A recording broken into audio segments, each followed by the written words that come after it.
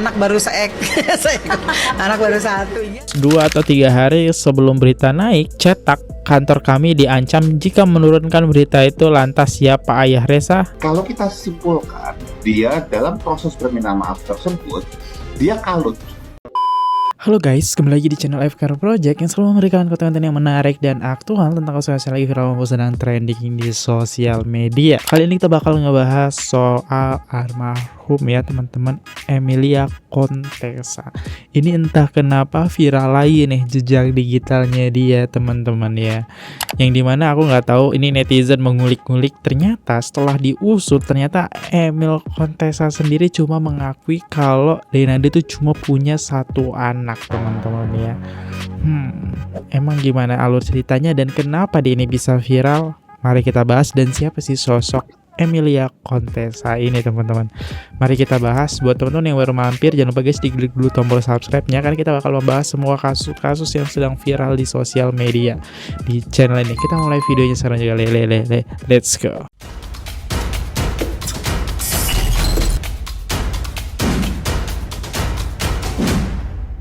Oke, kita udah masuk ke salah satu akun berita ya, bernama Hiburan Layar Satu Media. Di sini dia menuliskan sebuah kalimat viral jejak digital almarhum Emilia Contessa, sebut Denada punya anak satu perempuan. Nah, terus apakah Reza tidak diakui ya? Yuk kita dengar. Masih muda, ya masih cantik, masih seksi, ya masa iya enggak? Anak baru anak baru satu, iyalah. Kalau paling nggak nambah satu lagi deh, laki deh, gitu ya. Iya. Oke, berarti anak lakinya yang pertama emang nggak diakui ya di sini emang jejak digitalnya.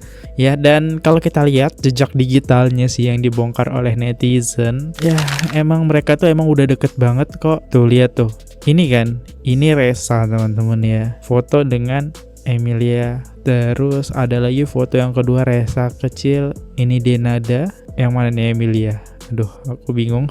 Ya, next.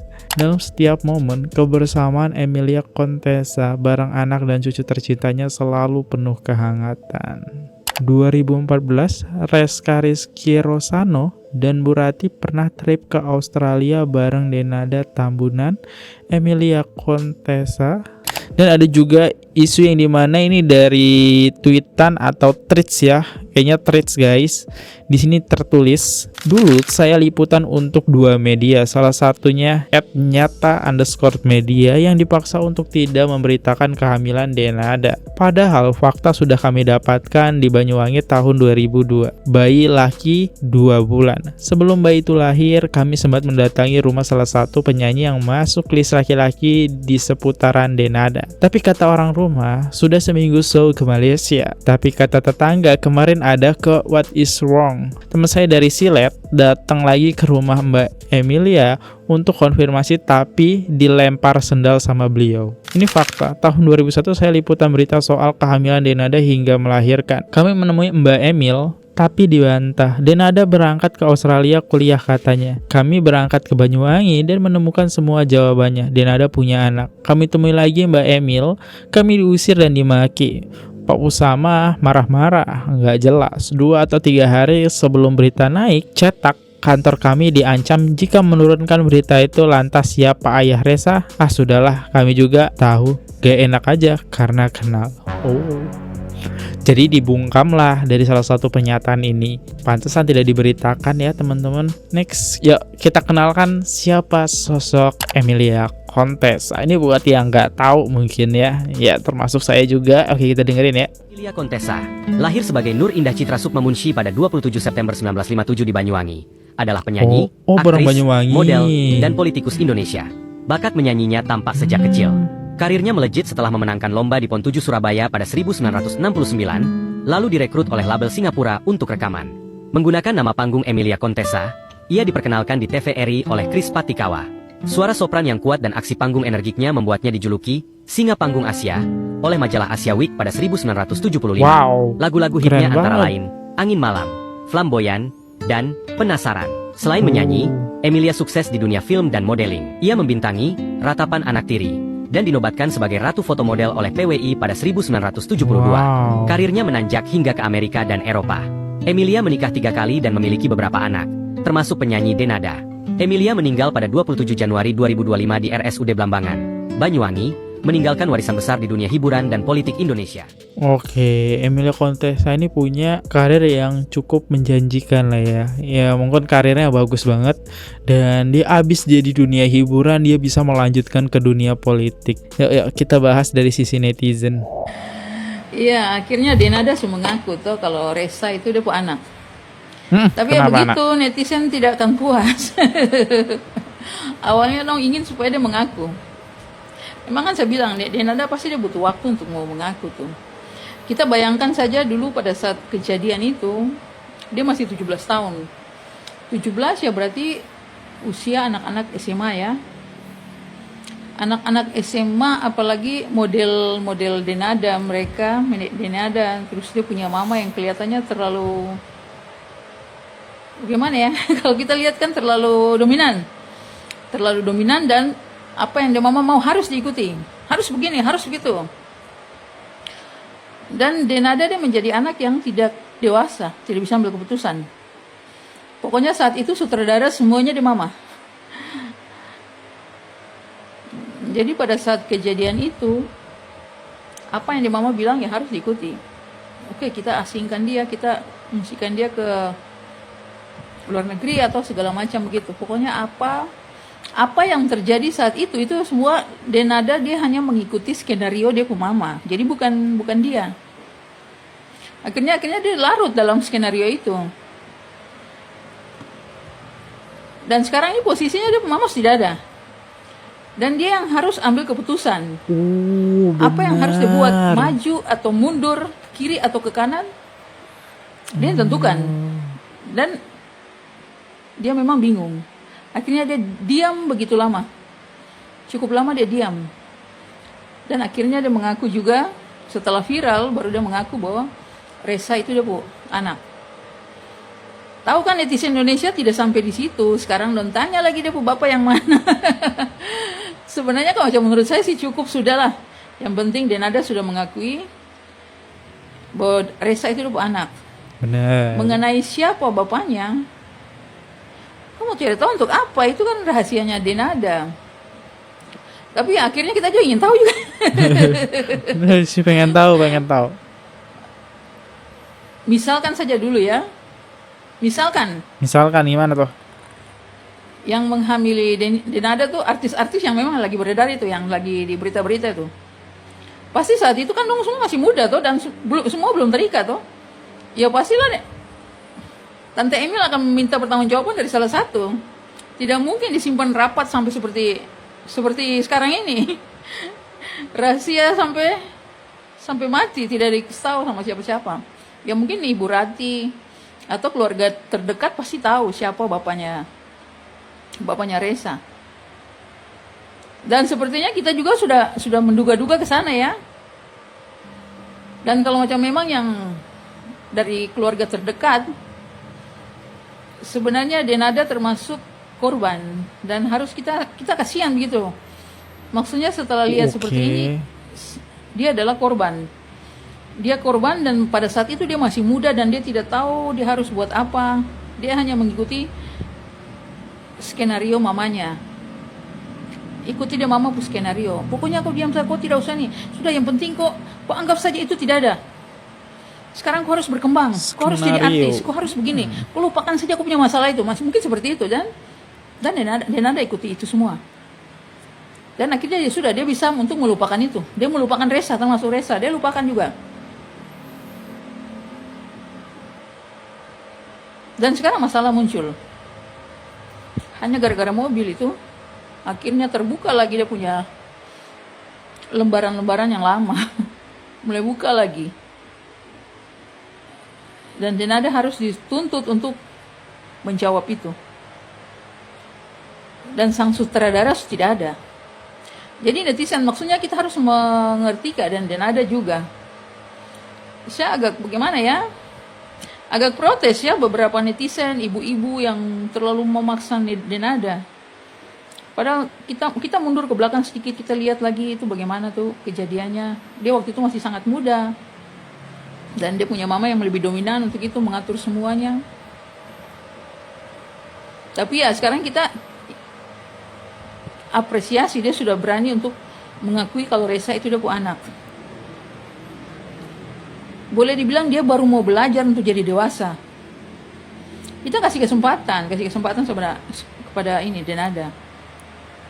Dia termasuk korban dan dia seharusnya, ya kita harus sayang dia. Begitu. Bukan kita semakin memberatkan dia. Memang kita mengikuti berita-berita tuh sangat, kok begitu ya keluarganya begitu.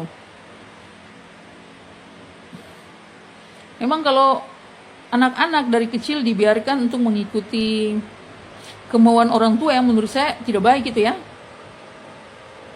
Yang salah dibenarkan, ya akhirnya mereka akan tetap yang salah dibenarkan sampai sekarang. Barang salah, tapi kalau menurut keyakinan orang, itu benar, ya sudah benar. Seperti itu. Banyak menutupi hal-hal yang tidak baik. Oke.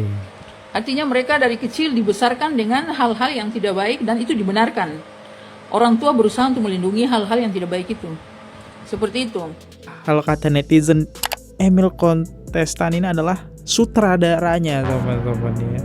Banyak hal yang ditutupi. Jadi ketika sudah tidak ada, sudah berpulang, ya sutradara itu yang sekarang adalah sosok Denadanya langsung. Ya kita bisa lihat alurnya sendiri itu dimainkan dengan Denada, dia muncul dengan klarifikasi, tapi masih banyak menyimpan misteri juga nih dari klarifikasinya. Ya terutama ini dari pakar ekspresi teman-teman yang mempertanyakan ekspresi dari Denada sendiri. Tapi sebelum itu kita lihat deh diskusi-diskusi komentar di kolom komen ya. Betul, Emil Kontesa memang ibu yang otoriter. Makanya Denada liar tidak kuat mengikuti keinginan ibunya. Kalau Emilia Kontesa masih hidup, tidak ada yang berani bongkar rahasia ini. Wow, karena powernya kita tadi bisa lihat ya, powernya sangat gede juga sih. Dia udah cukup lama berkarir di dunia hiburan. Berarti ya media mana sih yang gak kenal dia gitu kan. Terus udah dari karir hiburan dia juga udah ke politik mana yang gak kenal dia akhirnya gitu kan. Ya itu hanya berdasarkan keyakinan aku aja sih teman-teman ya. Kita bahas soal pakar ekspresi nih yang jadi sorotan netizen. Itu, pakar ekspresi Kirdi Putra pun membagikan hasil analisanya, di mana ia berhasil menemukan 4 perasaan yang terlukis jelas di ekspresi Denada kala memberikan klarifikasi. Lantas, seperti apakah hasil analisa pakar ekspresi Kirdi Putra?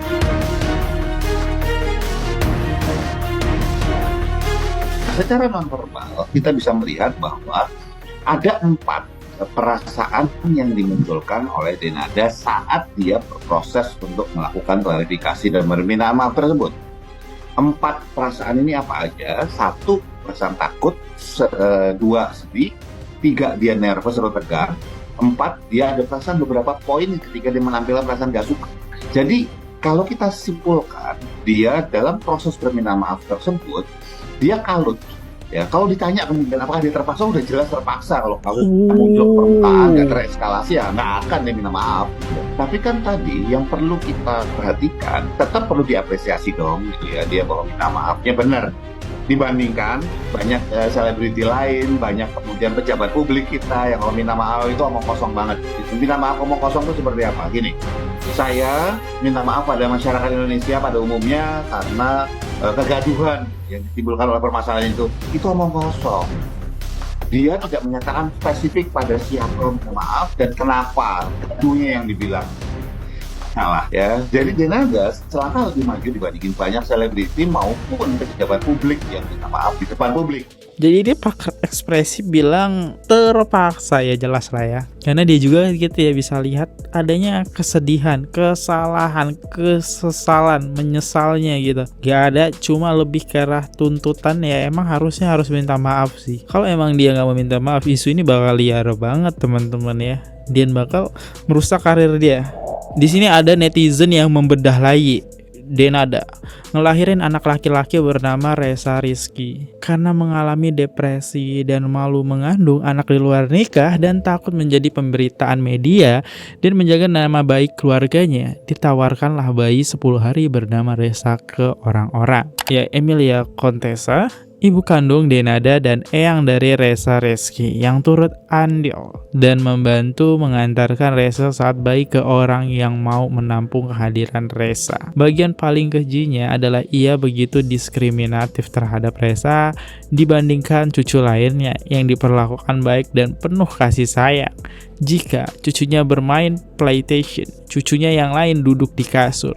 Reza disuruh duduk di lantai. Alih-alih ingin memberikan Reza mobil, ia justru membebankan biaya cicilan per bulan terhadap keluarga yang mengangkat Reza selama 4-5 tahun. Kembali ia menawarkan mobil baru kepada Reza saat mobil sebelumnya lunas. Ia menjual mobil Reza seharga 99 juta. Kemudian ia memakai uang 20 juta sebagai DP mobil baru. Kemudian membebankan keluarga angkat Reza untuk melunaskan cicilan setiap bulan lagi. Ya, itu dia alurnya ya teman-teman, dan ini dibahas oleh akun Gagah Algaha teman-teman. Bagaimana mungkin satu keluarga memperlakukan anak kandung sendiri begitu zolim, tidak pernah menafkahi tapi masih mengeruk pundi-pundi demi keuntungan pribadi. Ya gimana teman-teman ya, inilah isu yang beredar di media sosial. Balik lagi, gimana respon kalian? Aku undur dulu, kalau ada salah kata, salah ekspresi atau ada kesalahan informasi, so mohon maaf teman-teman, karena semua informasi yang aku dapetin dari sosial media ya bisa juga salah, mohon dicari lagi untuk kebenarannya. Kita ambil sisi baiknya, buang sisi buruknya. Sampai jumpa di next video, see you, goodbye, jangan lupa klik tombol subscribe. Bye bye guys. Oke guys, subscribe channel FKR Project. Jangan lupa kalian subscribe channelnya FKR Project. Subscribe channel FKR Project. Hai guys, jangan lupa untuk subscribe FKR Project.